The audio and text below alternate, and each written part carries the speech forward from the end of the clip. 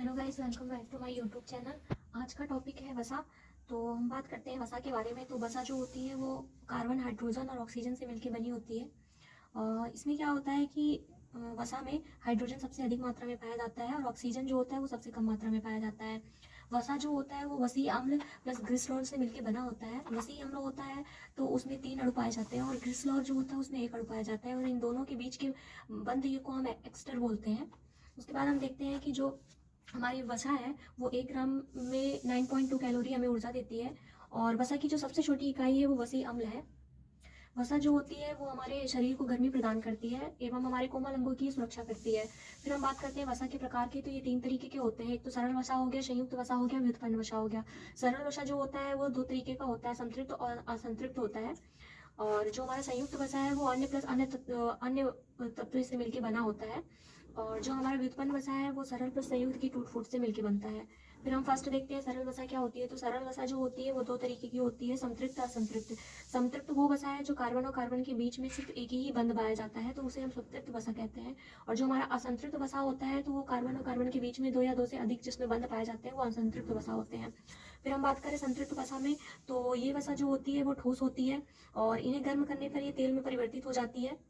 और इसमें जो आता है वो चर्बी हो गया, घी हो गया, वनस्पति हो गया, नारियल का तेल हो गया और ताड़ हो गया, पाम ऑयल। तो ये सब संतृप्त वसा में आते हैं। और असंतृप्त वसा वो होती है, ये मतलब ये तेलीय अवस्था में पाई जाती है और इसमें सरसों का तेल हो गया, मछली का तेल हो गया, जैतून का तेल हो गया, तो सारे तेल वाली चीज़ें जो है असंतृप्त वसा में आती हैं।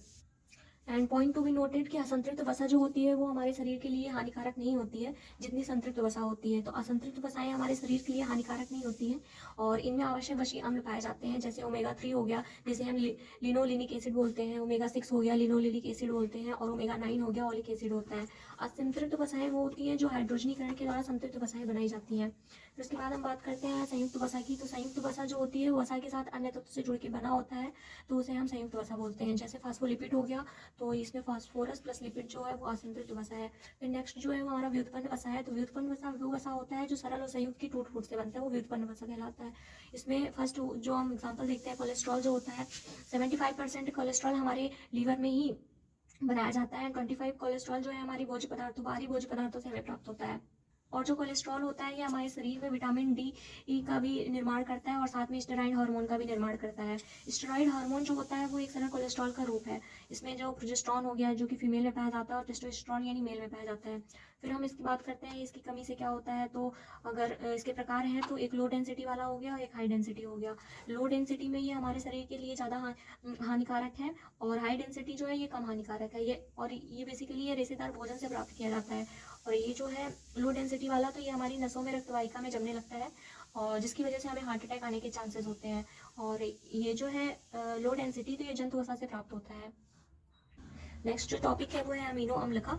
तो जो हमारा अमीनो अम्ल एसिड है वो 2 तरीका का होता है, एक तो आवश्यक होता है, एक अनावश्यक होता है। आवश्यक में 9 आते हैं और अनावश्यक में 11 आते हैं। और आवश्यक जो होता है वो हमें बाहरी भोज्य पदार्थों से प्राप्त होता है, मतलब इसका निर्माण जो है हमारे शरीर में नहीं होता है, हमें बाहर से प्राप्त होता है। और अनावश्यक जो है इसका निर्माण हमारे शरीर में ही होता है, हमें बाहरी भोज्य पदार्थों से ये प्राप्त नहीं होता है। अनावश्यक में एक जो है वो विवादित है जिसे हम आर्जिन बोलते हैं। फिर हम बात करते हैं आवश्यक अमीनो अम्ल की कौन कौन से हैं। तो इसमें हो गया एक वीआईपी यानी वेलिन, आइसोल्यून, फेनिन, एनिलीन हो गया। फिर हॉल हो गया, तो ये हिस्टाडीन, आर्जिनिन, ल्यूसिन और लाइसिन हो गया। फिर टीटी फॉर थ्रियोनिन, टेट्रोट्रेन। थ्रियोनिन जो होता है वो आंतों में खोजा गया है और टेट्राफेन जो होता है वो मेल्टोनिन हार्मोन का निर्माण करता है। अनावश्यक हार्मोन की बात करें तो इसमें पचौरी यानी प्रोलिन हो गया, सर यानी सेरिन हो गया, चेयर यानी सिस्टीन हो गया, टेबल यानी टायरोसिन हो गया। थायरोक्सिन हार्मोन का ये निर्माण करता है टायरोसिन। फिर 3G जो है वो इसमें ग्लाइसिन हो गया, ग्लूटामिक एसिड हो गया और ग्लूटामिन हो गया। फिर AC की बात करें तो इसमें स्पार्जिन हो गया, एनालिन हो गया और स्पार्टिक एसिड हो गया। जो स्पार्जिन है वो सबसे पहला खोजा गया आंत में हार्मोन है, ठीक। और तो आज का ये टॉपिक कंप्लीट होता है वसा का। उसके बाद जो हमारा नेक्स्ट टॉपिक है उसके बारे में हम बात करेंगे विटामिन की। तो इसी तरह चैनल से जुड़े रहें, लाइक करें, शेयर करें और सब्सक्राइब करें। Thank you.